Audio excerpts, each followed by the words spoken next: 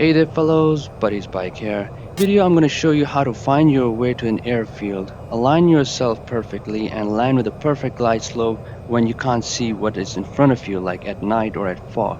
To do that, my buddy Gypsy, who's an ex-Air Force pilot, is going to help me out and show me how to do this approach. It's called an ILS approach. If you want to watch a more technical version of this video of this approach, you can watch the video. The link is in the description. It's from my buddy Gypsy. So stay tuned and I'll be back after the intro.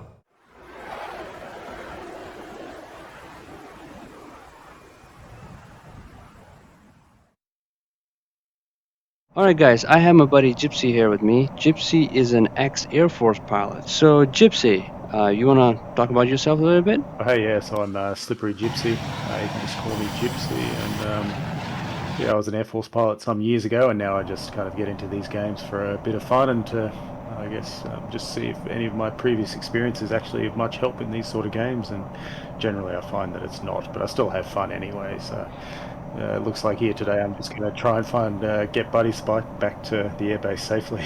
Yeah, so Gypsy has a YouTube channel. I'm going to have the link in the description. You can check that out as well. And Gypsy is going to help me find my way back to the airport. And it is nighttime. I can't see anything. I have no idea where the airport is. And I've never used ILS system before.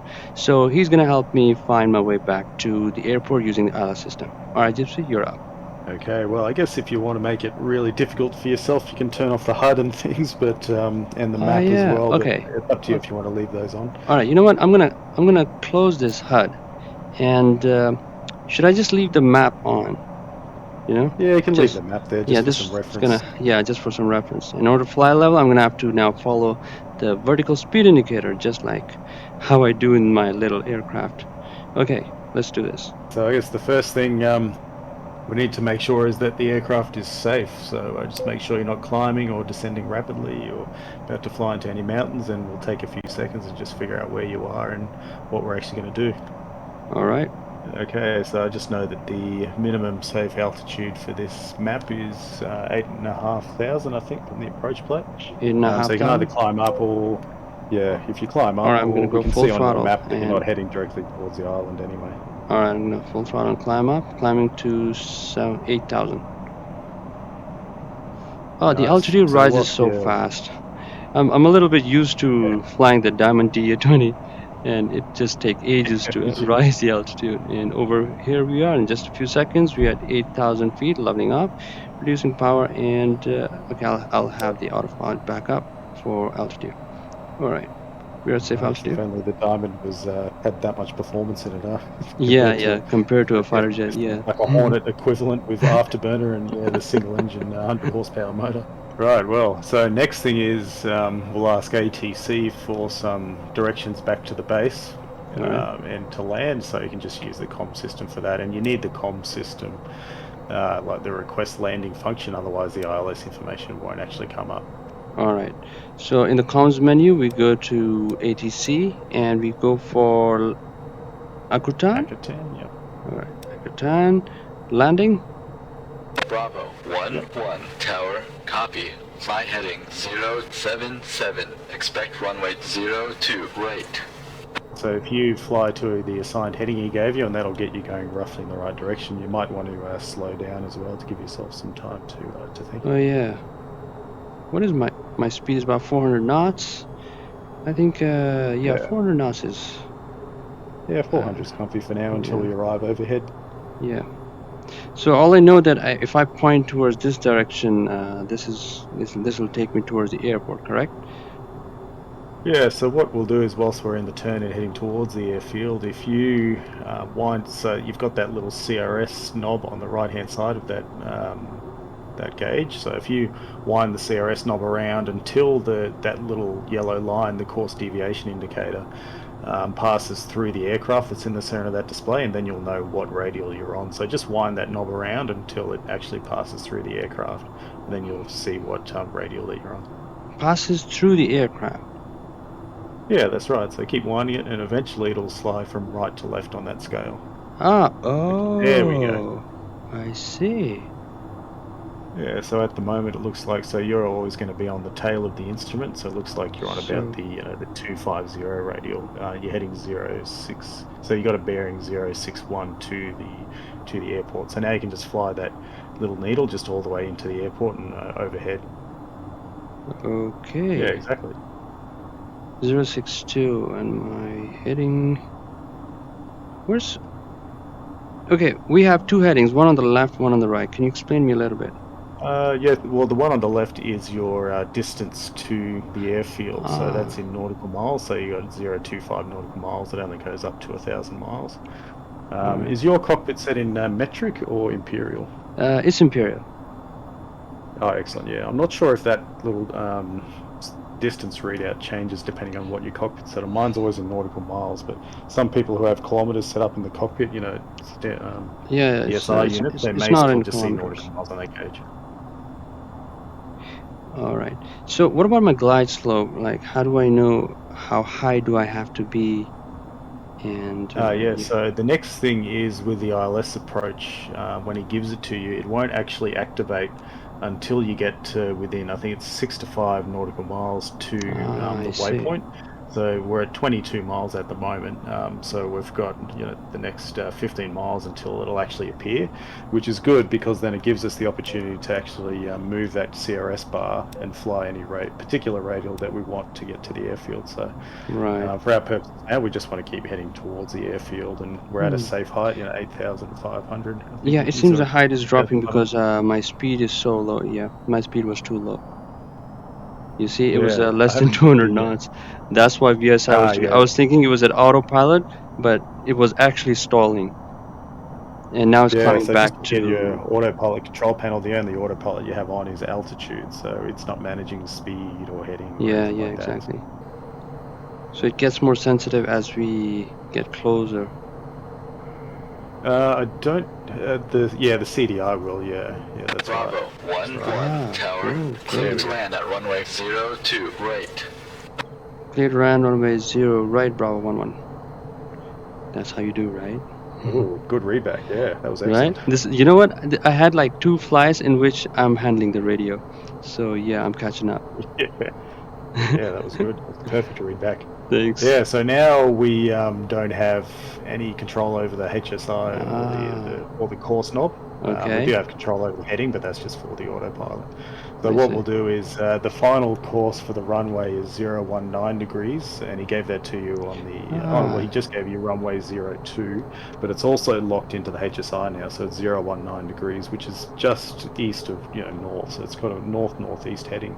So what we'll do is we'll fly down well to the south if you just want to fly a southerly heading, and then at some, say about 15 miles down south, we'll just slowly pick up the ILS and take things nice and slow. All right. I'm just gonna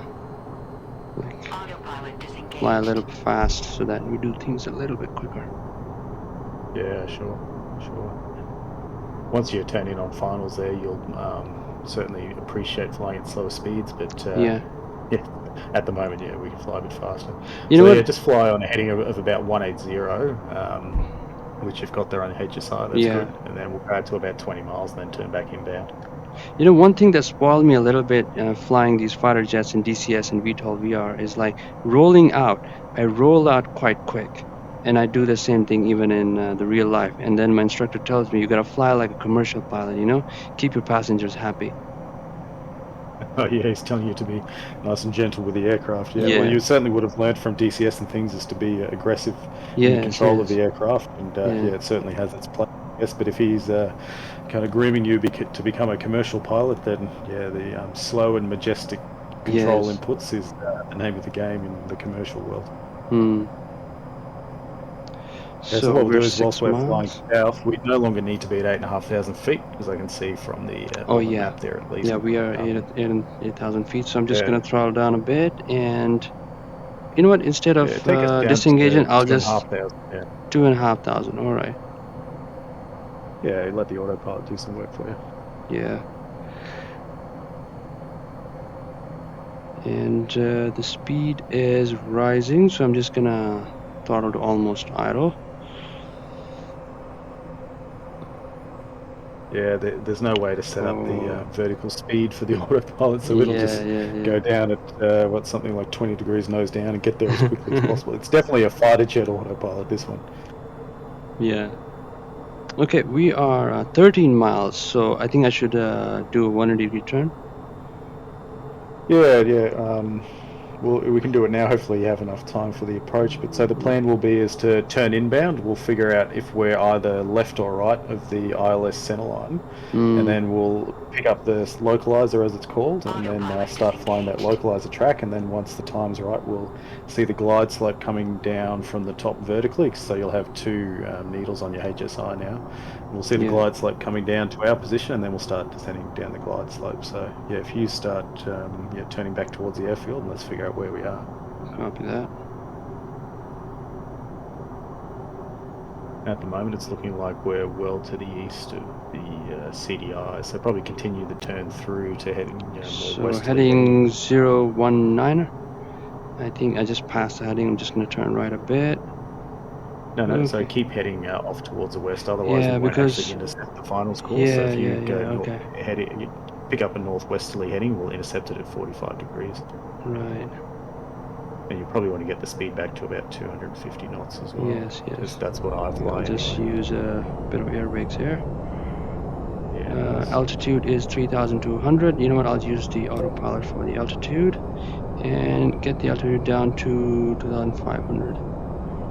Nice. Yeah, so we'll just keep a 45-degree intercept at the moment until that you'll see, again, similar to what you had before, that needle that's heading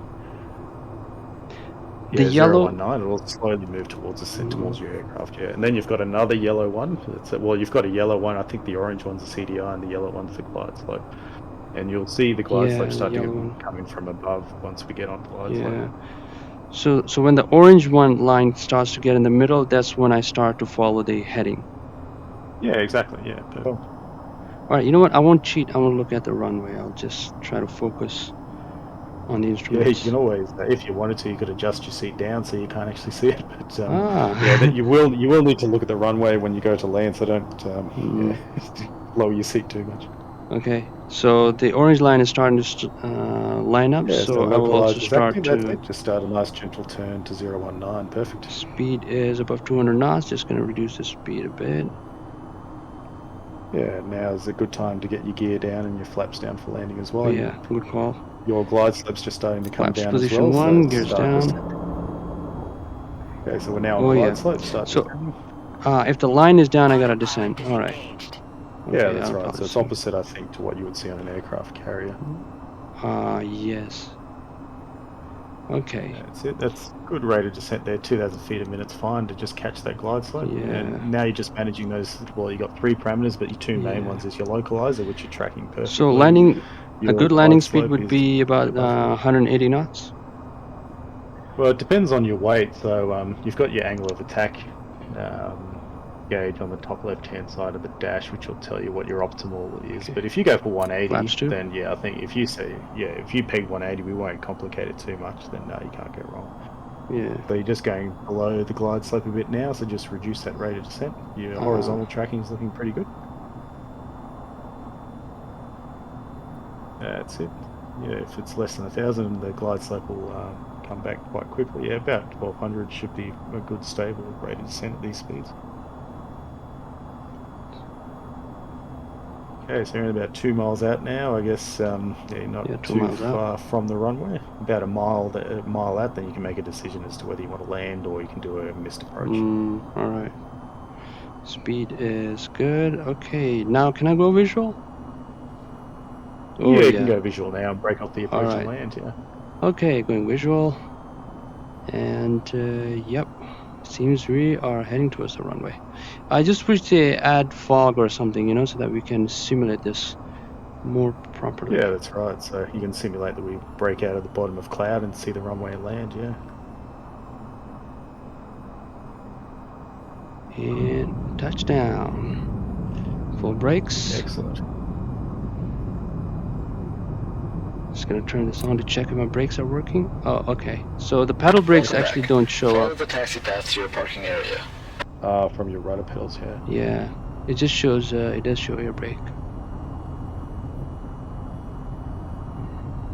There you All go. right, that Excellent. was That was you did that quite well. Your tracking on your glide slope and your localizer was good all the way down there. I didn't have much input for you at all. That was nice. very good Thanks. for a first try there. It was excellent. Thanks. So I wanted to keep this video short, but my buddy had a lot of good information to share, so I did not edit much, and it turned out to be about 14-15 minutes long.